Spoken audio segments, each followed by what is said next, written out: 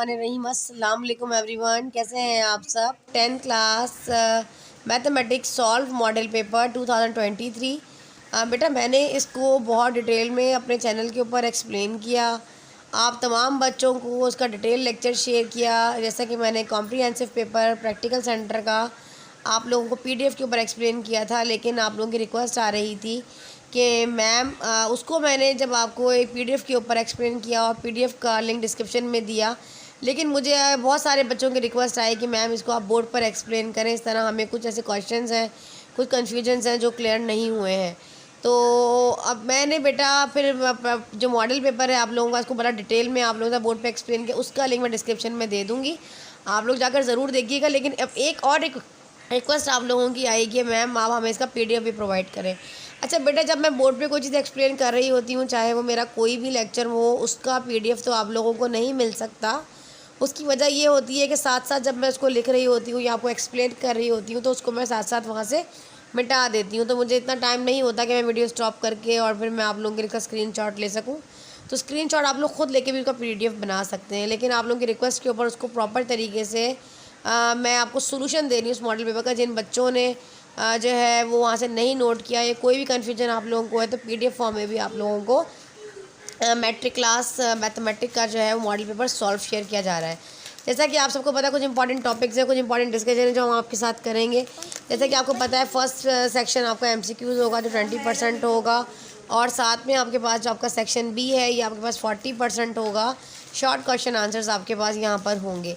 इसमें से आपने 6 क्वेश्चंस के आंसर्स जो है वो बच्चे देने हैं, ठीक है जी। और इस पार्ट में जो है वो हमारे पास 10 क्वेश्चंस आपके पास आएंगे, जिसमें से आपने 6 के जवाबात इसमें से देने होंगे, ठीक है जी। जैसा कि यहाँ लिखा हुआ भी है, don't attempt any 6 questions from given 10 questions of this section, ठीक है जी।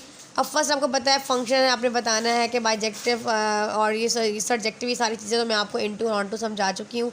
जिन बच्चों को नहीं आता वो जाके इसका जो मैंने डिटेल लेक्चर एक्सप्लेन किया आप लोगों के साथ, अब वहाँ जाकर देखिए, आप लोग अच्छे तरीके से समझ में आ जाएगा। उसका लिंक भी मैं डिस्क्रिप्शन में आप लोगों को दे दूँगी। The following equation by the using componendo and dividendo theorem. अब आपने कॉम्पोनेंटो और डिवाइडेंडो थ्योरम के ज़रिए आपने इसको सॉल्व करना है। तमाम इन्वर्टेंडो, ऑल्टरनेंडो, तमाम थ्योरम जो है वो मैंने आप लोगों को बड़ा डिटेल में एक्सप्लेन किए हैं, बेटा जाके ज़रूर देखिएगा। और कॉम्प्रिहेंसिव पेपर जो प्रैक्टिकल सेंटर का शेयर किया, एमसीक्यूज शेयर किए, वो ज़रूर जाकर देखिएगा। ये ओमेगा वाले क्वेश्चन होते, सिंप्लीफिकेशन करनी होती है, इसमें आपने इसको सॉल्व करना होता है कि 1 + ओमेगा स्क्वायर बराबर होता है 1 के। इसी चीज़ के अकॉर्डिंग आपने जो है इसको सॉल्व करना होता है। ये बहुत डिटेल में मैंने ये भी आप लोगों को एक्सप्लेन किया। फिर पार्शियल फ्रैक्शन का चैप्टर ज़रूर कर लीजिएगा, और उसके अकॉर्डिंग जो है कोई भी एक सवाल आपका ज़रूर इंशाल्लाह ज़वजल आएगा, ठीक है जी। और अगर एक इम्प्रॉपर फ्रैक्शन नहीं होगा तो मैं पीडीएफ से आप लोगों को ज़्यादा एक्सप्लेन कर रही हूँ, इसलिए आगे पीछे पीडीएफ हो जाता है। तो यहाँ पर जो है अगर इम्प्रॉपर आपके पास पहले आपने ये देखना होता है कि देखो यहाँ पर जैसे मेंशन भी है, this is improper fraction first convert into proper fraction. जब तक, क्योंकि आपको पता है कि पार्शियल फ्रैक्शन मतलब डिकम्पोज कर देना, इसको जुज़वी हिस्से बना देना फ्रैक्शन के, और जब तक आपके पास कोई प्रॉपर फ्रैक्शन नहीं होगा, जब तक आप जो है वो उसको पार्शियल फ्रैक्शन में नहीं बना सकते, क्योंकि पार्शियल फ्रैक्शन जो है वो हमेशा प्रॉपर फ्रैक्शनल एक्सप्रेशन के बनते हैं। जैसा कि आपको नज़र आ रहा है, ऊपर डिग्री जो है वो हाईएस्ट पावर 3 है और नीचे 2 है, इसके पास भी 1 है, डिनोमिनेटर में इसके पास भी 1 है। तो ऊपर 3 है और नीचे 2 है, मतलब डिनोमिनेटर जो है वो हमारे पास छोटा है और न्यूमिनेटर हमारा बड़ा है।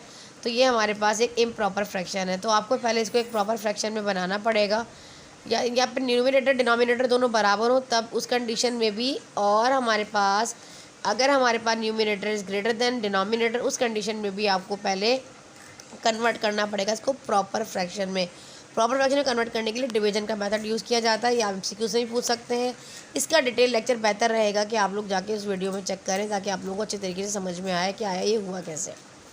इंट्रोडक्शन जब आप लोग देखेंगे तो इंशाल्लाह आप लोगों को बड़ा मज़ा आएगा इसको देखने में, और बड़ा इंटरेस्टिंग होता है, ज़रूर आप कर पाएंगे। फिर यहाँ पे क्वेश्चन नंबर 6 है, आपको यहाँ पे harmonic mean, geometric mean and arithmetic mean जो है आपने फाइंड करना है, ठीक है जी। और इसके आंसर्स को भी आपने ये प्रूव करना है कि हमारे पास जो है arithmetic mean is less than geometric mean and geometric mean is less than arithmetic mean. ठीक है, जिनके आंसर से मामूली सा फ़र्क आएगा। अच्छा बेटा, कुछ बच्चे पूछ रहे होते हैं कि मिस जब हम एरिथमेटिक मीन वगैरह या ज्योमेट्रिक मीन में, बेसिकली ज्योमेट्रिक मीन में लॉग का यूज़ होता है, तो मिस क्या हम इतनी सारी कैलकुलेशन को तो हम सिंपल कैलकुलेटर तो अलाउ नहीं होगा, मतलब उसे किस तरह पॉसिबिलिटी है कि हम करें, उस पर तो होता ही नहीं है। जी बिल्कुल बेटा, आपका जो मैथमेटिक है इसमें जो कुछ ऐसी एक्सरसाइजेज हैं जिसका ताल्लुक जो है वो स्टैट्स, बेसिक स्टैट्स जो बी.कॉम का या आपके पास आई.कॉम का स्टैट्स है, वो चीज़ें इसमें ऐड कर दी गई हैं। तो उसके लिए तो आपको लॉग का इस्तेमाल करने के लिए साइंटिफिक कैलकुलेटर की परमिशन होगी।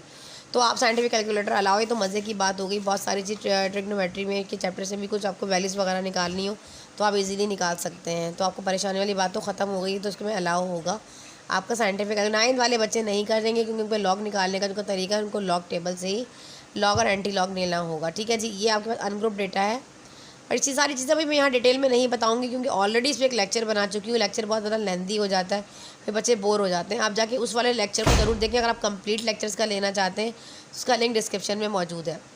क्वेश्चन नंबर 7 आपका ट्रिग्नोमेट्री से लिया गया है। इस तरीके से आपके पास आइडेंटिटीज़ के अकॉर्डिंग आपने इनको सॉल्व करना होगा। कुछ फार्मूलाज वगैरह मैंने आपको बताए थे, इसको याद कर लीजिएगा।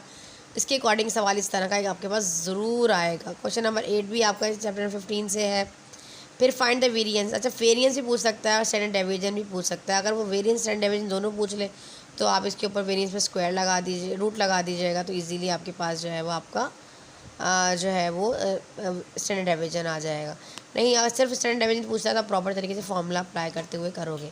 क्वेश्चन नंबर 12 आपके find the inverse of the matrix. अच्छा, इसमें जो थ्योरम्स हैं वो मैंने यहाँ मेंशन नहीं है। थ्योरम का जो सॉल्व है मेरा बेटा, मैं आपको दिखा देती हूँ। मैं आपको आगे, पहले यहाँ आ जाइए, कहाँ गया इन्वर्स का मेथड। ये आपका मोस्ट इंपॉर्टेंट क्वेश्चन है। इसके साथ आप क्रैमर रूल भी कर लीजिएगा। एक्सरसाइज जो है आपके पास 19.2 में 2 ही सवाल हैं क्रैमर रूल के, तो वो आपने ज़रूर करना है। एडजॉइंट निकालना और कुछ भी वो आपसे पूछ सकता है, तो उसके अकॉर्डिंग वो सवाल इंपॉर्टेंट आपका होगा, तो आपने इसको ज़रूर कर जाना है। ये 100% इसके आने के चांसेस हैं आपके लॉन्ग का पार्ट सेक्शन सी में। क्योंकि देखो बेटा, सेक्शन सी में या तो जो थ्योरम्स मैंने आप लोगों को पाइथागोरस थ्योरम के 23 चैप्टर से बताएं, 23.1 एंड आई थिंक 2, तो उसको आप ज़रूर कर लीजिएगा और इन्वर्स कर लीजिएगा। 2 सवाल तो आपके ये निकल गया। और बाकी शॉर्ट सर्कल के जो थ्योरम्स मैंने आपको बताएं वो 4 थ्योरम आप करके जाएंगे तो आपका सेक्शन सी कवर हो जाएगा। थ्योरम्स के लिए, इंपॉर्टेंट थ्योरम्स के लिए उसका लेक्चर भी डिस्क्रिप्शन में मौजूद है। इसमें मैंने डिटेल लेक्चर आप लोगों के साथ शेयर किया था।